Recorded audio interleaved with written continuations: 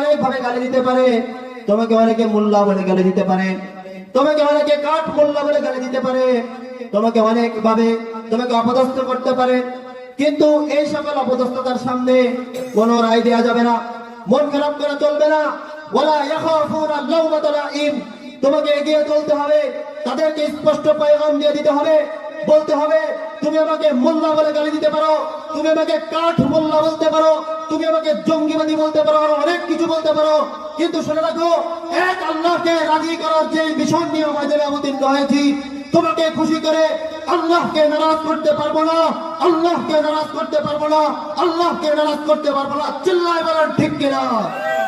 আল্লাহ তাআলা আমাদেরকে এই ক্রাইটেরিয়া গুলো অর্জন করে আল্লাহর দ্বীনের একজন সৈনিক হওয়ার তৌফিক দান করুন, ময়দানে অবতীর্ণ হওয়ার তৌফিক দান করুন। ওয়া আখির দাওয়ানা আলহামদুলিল্লাহি রাব্বিল আলামিন। আসসালামু আলাইকুম ওয়া রাহমাতুল্লাহি ওয়া বারাকাতুহু।